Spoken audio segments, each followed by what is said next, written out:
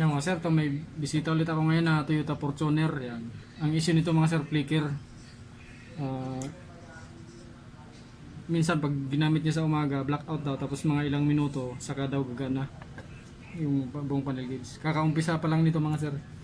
Kaya pinapa-repair niya na para hindi na lumala. Pero pagdating niya kanina dito, ngayon pagdating niya, okay yung panel gauge. Nung ginamit daw niya kanina umaga, nag-blackout daw mga ilang minuto. Tapos kumukurap-kurap.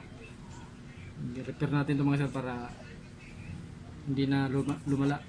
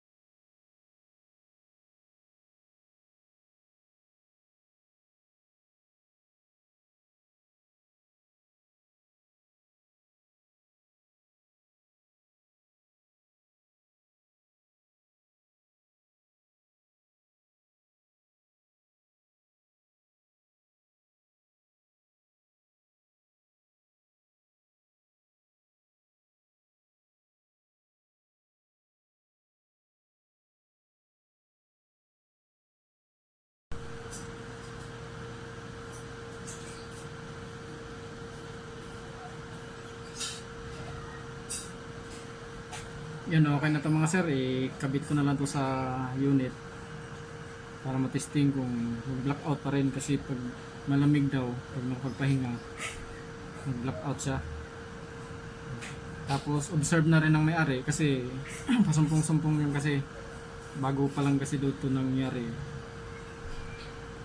Isang linggo pa lang daw yata to mga sir na nangyari, na pag bukas niya sa umaga, pag malamig pa, nag-blackout, tapos nagpi-flicker habang nanakbo, tapos hanggang sa tuluyan na magno-normal na. Kaya kanina pagdating ni sir, may-ari nito, normal siya pagdating niya.